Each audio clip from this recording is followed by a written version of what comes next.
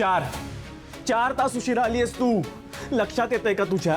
अगं तू जेनझी आहेस ना, तुमच्या त्या सोशल मीडियावर एकेका मिनिटाची किंमत असते आणि तू 4 तास उशिरा आलीस. अगं घडूच कसं शकतंय? आणि वरती आलीस ते आलीस, एक साधा फोन पण केला नाहीस. सगळं ग्रँटेड घेतलंयस तू. हे बघ, तुला तुझ्या वेळेची किंमत असेल, पण मला माझ्या वेळेची किंमत आहे. लक्षात येतंय का तुझ्या?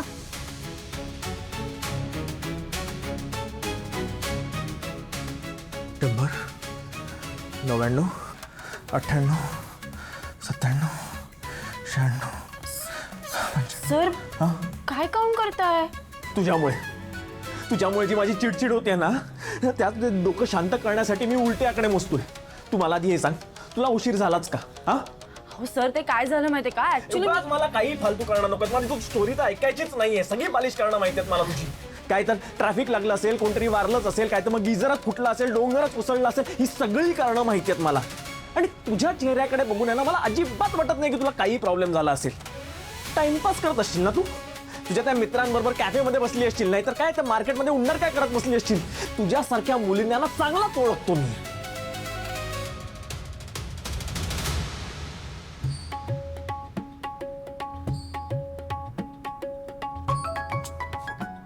काय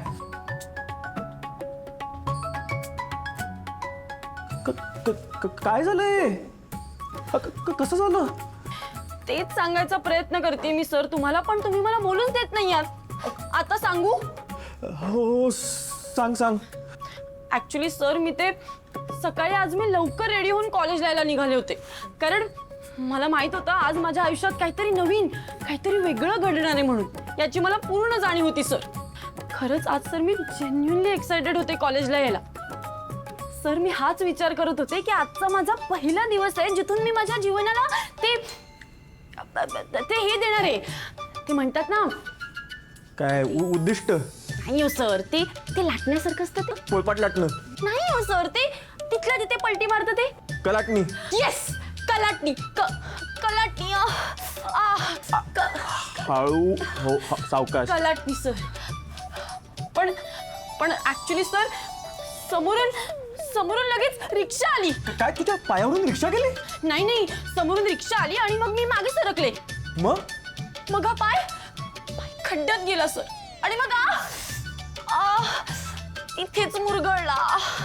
हो सावकाश. पण सर, आज मी लंगडत कॉलेजला आले, कारण मला माहिती होतं तुम्ही माझ्यासाठी काही ना काहीतरी असाइनमेंट काढून ठेवलीच असणार. आणि तुम्ही हे सगळं कोणासाठी करताय? माझ्यासाठी, माझ्या आयुष्यासाठी, माझ्या भविष्यासाठी.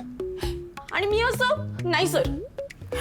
आज काहीही झालं ना सर, काहीही झालं तरी पण तुम्ही दिलेल्या असाइनमेंट कंप्लीट झाल्याशिवाय मी घरात जाणार नाही सर. मी तुम्ही सांगाल ते काम करायला लिटरली एका पायावर तयार आहे सर. सर मी आज आधी तू तुझ्या दोन्ही पायांवर उभी राहा. आणि आज कुठलीही असाइनमेंट वगैरे करायची काही गरज नाहीये. तुझा पाय दुखतोय ना, तुझं लक्ष लागणार नाही. तो नाही लागणार लक्ष. ऐक माझं, नाही लागणार लक्ष. ओके, तू आहे ना, तू आता घरी जा, आराम कर. आज कुठल्याही लेक्चरही बसायची गरज नाहीये.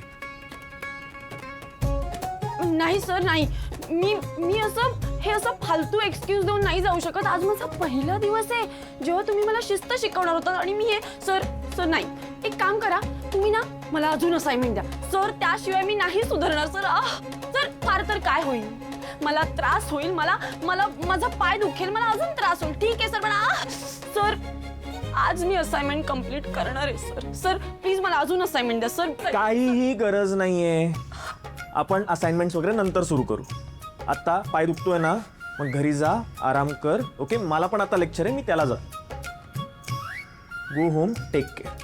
Okay sir, are you sure sir? कारण yes, I am absolutely sure. Take care. Bye.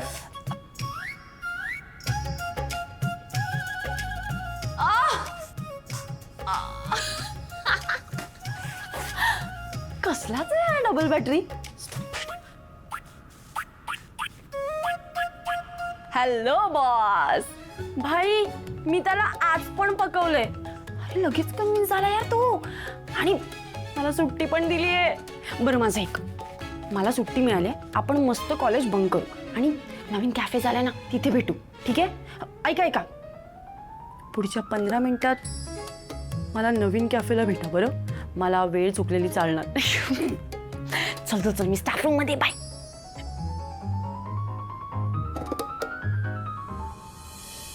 आई, आहेरांच्या साड्या त्याचे 5,000 रुपये पकडूया. हो, कमी नाही का ग वाटणार? आई अगं असं काय करतेस? ती माणसं चांगली आहेत. आपण हे जे काही करतोय ना ते पण कमी करा असं म्हणतील. मला वाटतं ओके 5,000. तू अजून कशाला पैसे लागणार आहेत ते सांग. गुरुजींची दक्षिणा राहिली. हां, 1,001 रुपये. बाई मला तर सगळे कमी कमीच वाटतात, पण नाही असू दे.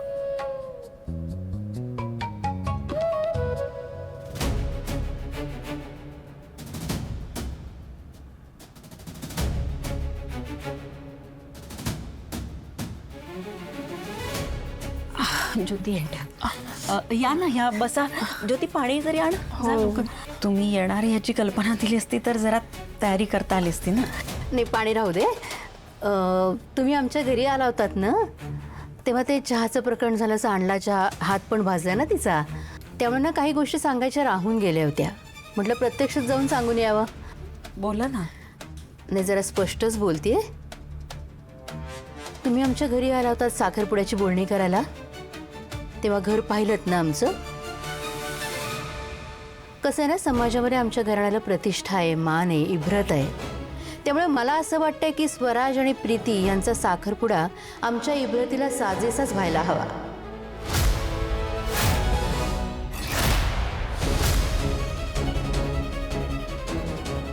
गायकवाड कुटुंबाला ना नाशिकमध्ये सगळे जण ओळखतात. दादाला मान आहे, प्रतिष्ठा आहे. आणि कसं आहे, आता दादानी सगळा त्याचा बिझनेस आहे ना स्वराजच्या हाती सोपवलेला आहे. त्यामुळे स्वराजची सुद्धा मोठ्या माणसांमध्ये उडबस असते. तीही माणसं येणार या कार्यक्रमाला. त्यामुळे त्यांच्यासमोर हसं नको व्हायला आमचं, किंवा त्यांनी बोटही दाखवायला नको. त्यामुळे आमच्या इब्रतीला साजेसा असाच कार्यक्रम व्हायला हवा.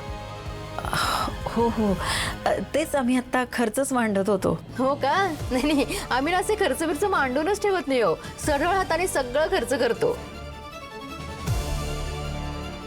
तुमची मुलगी लग्न करून जेव्हा आमच्या घरी येईल तेव्हा तुमच्या ते लक्षात येईलच. काय लिहितं एवढं सगळं? हे जे काय तुम्ही लिहिलं ना त्यामध्ये स्वराचे कपडे पण नाही यायचे. हा, म्हणजे तुमच्या काय अपेक्षा त्या स्पष्ट सांगा आम्हाला. आम्ही प्रयत्न करूत. हो, महत्वाचं म्हणजे तो काही साखरपुडा वगैरे तुम्ही करणार आहात ना, तो घरामध्ये नको. नाशिकमध्ये सगळ्यात मोठा हॉल आहे ना AC, तो घेऊया आपण. आणि साधारण 301 माणसं असतील आमची.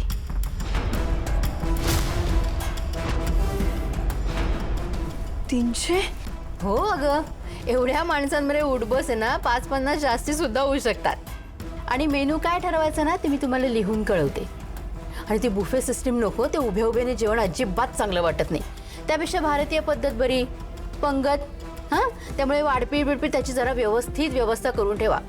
नाही तर एक काम करता का, सगळं कंत्राटच देऊन टाका. म्हणजे आपल्या डोक्याला तापच होत नाही. म्हणजे हे बघा ते बघा असं नाही, कंत्राट दिलं की आपण मोकळे, नाही का? आणखीन एक महत्वाचं म्हणजे पैसे लागले तर कळव.